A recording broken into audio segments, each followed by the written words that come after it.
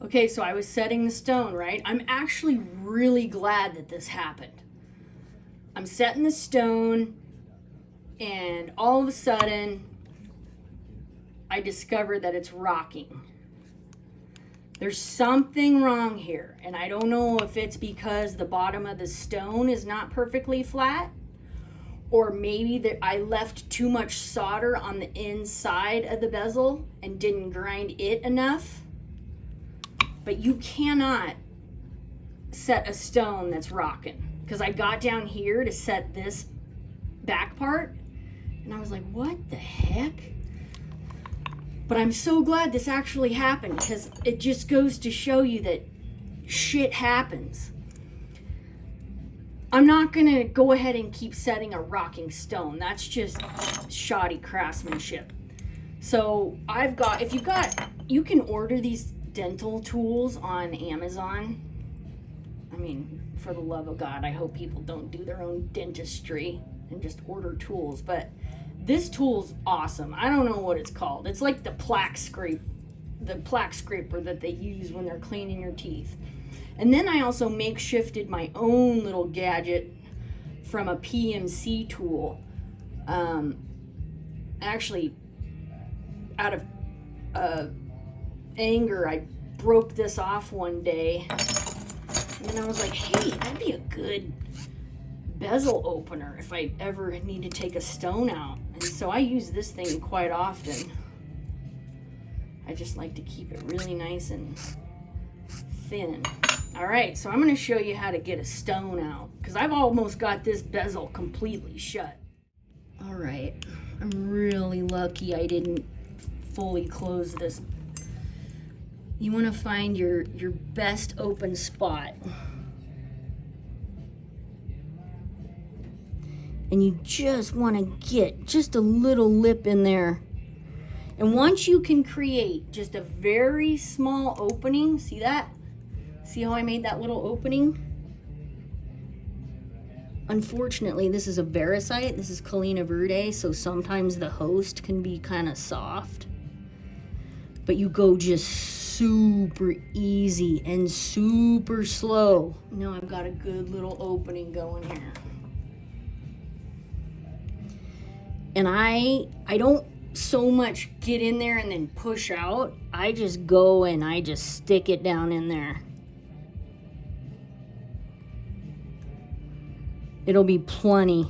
You don't really need to pry. You just need to stick. And see, look at all that work I'm creating to clean that up. But that's okay. I'd rather send a ring out the door where I know the stone's not gonna fall out, you know? That's more important to me than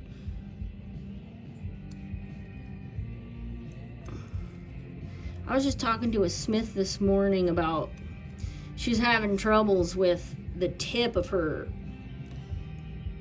bezel not going down over the tip of the teardrop. And that's a common problem with teardrop stones, but that's why I like cutting mine the way I cut them. I try to cut mine so that the tip of the teardrop isn't 4 millimeters shorter than the ass end of the stone, which makes setting them, I'm not trying to brag, but that's why I like setting my own stones, because I cut them like, all right, I think I'm pretty close here. Sometimes you don't even have to go all the way around. It'll just come out. And then when I get this far, and I'm able to get it up this far, then I take like a razor blade.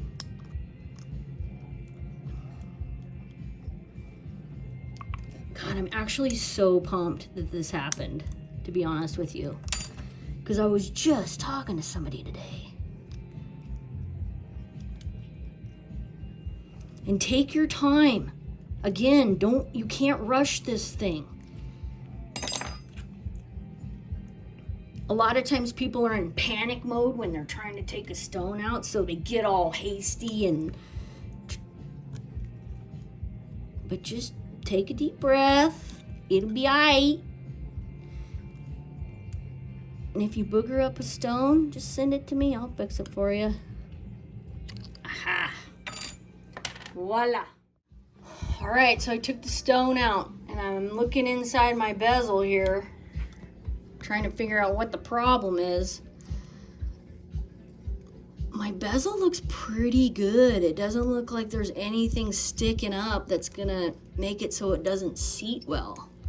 I always check the inside of my bezel before I set my stone, and if there's big chunks of solder in there, you want to get them out. And you can get them out with little, if you got little burrs, little diamond setting burrs, or you can get these really teeny tiny little sanding things, you can get in there and try to get out some excess solder. But I'm not seeing anything that's jumping out at me here. So my next thing to do would be check the stone. All right, upon further review, it's not the stone. I got the stone pretty flat, but even when I put it back in there, it's got movement. So when I take it out,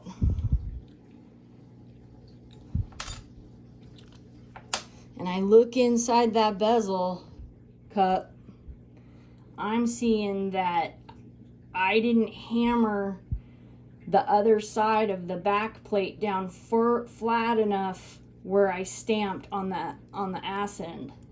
The front seems to be fine, but where I stamped the word bold, it's raised on that B. So I gotta fix that real fast. And when you're already this far along in your project and you realize that you should have hammered that a little bit harder, you're pretty screwed if you think that you're gonna be able to hammer it. Because even if you put this thing in a vise and you could take a teeny tiny dapping thing, you could vise it and then put that on there and just barely tap it to try to get it pushed out on the other side. But I don't want to mess this side up. This side is so smooth and I don't want it to be all bumpy. I like how deep it's stamped. It's all even. So silicone wheel to the rescue. But this silicone wheel, if I took it in there as it is now and tried to get over that B, I'm going to hit the bezel right here and I'm going to hit the bezel right here because this is a relatively new silicone wheel. And that's when I bust out my file. And I run, if you want to make your silicone wheel smaller, you can just run it straight on your file. It makes it messy and it's kind of a waste of money, but it's better than the alternative.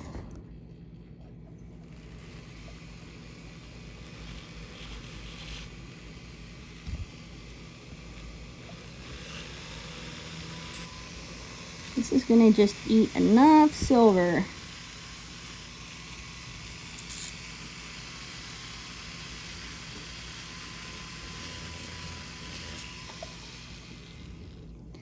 Just gonna smooth it out a little bit, You know, man. See, even when you've been smithing for a while, you still booger up.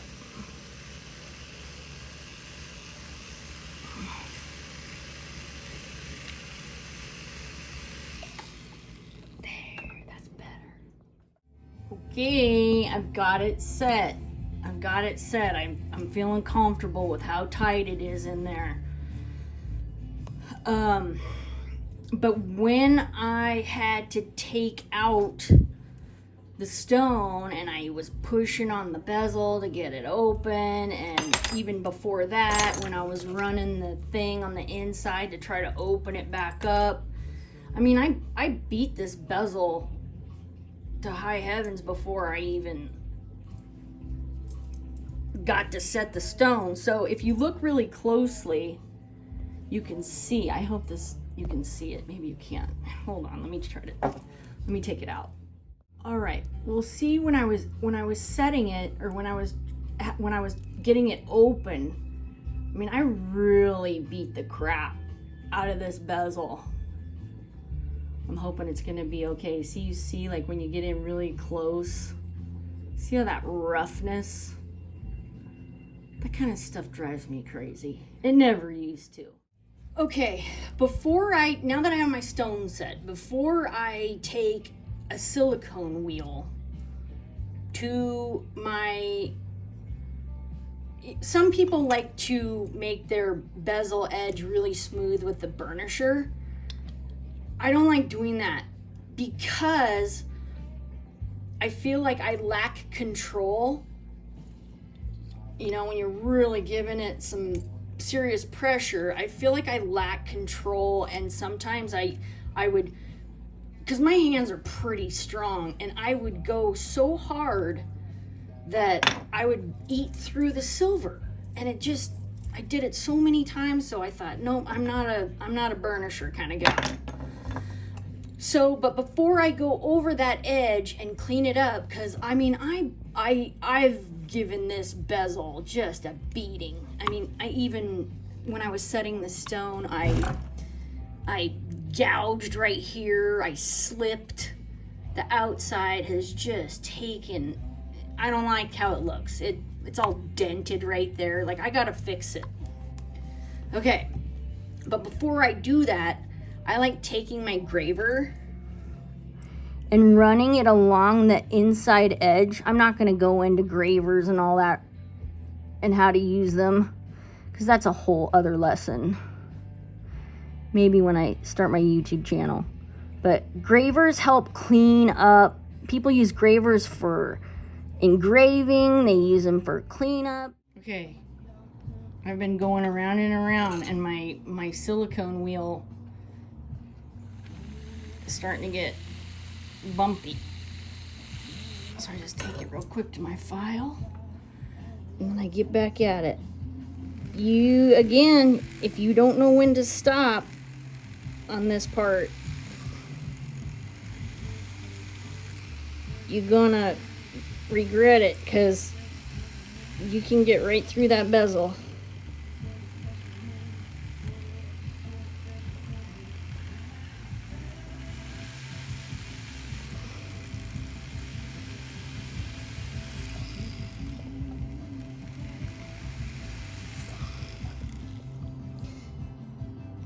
Where'd I ding it? Oh, look at that. Just look at that. See that? Gosh darn it. So, at this point, the only way I can fix that is to try and even out the area around the dent.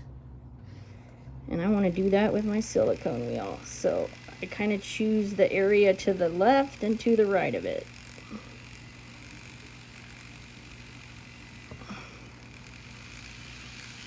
All that work, all that sanding that we did earlier. You can hurt your bezel so bad when you set your stone. And then I gouged it right here. Total gouge right here.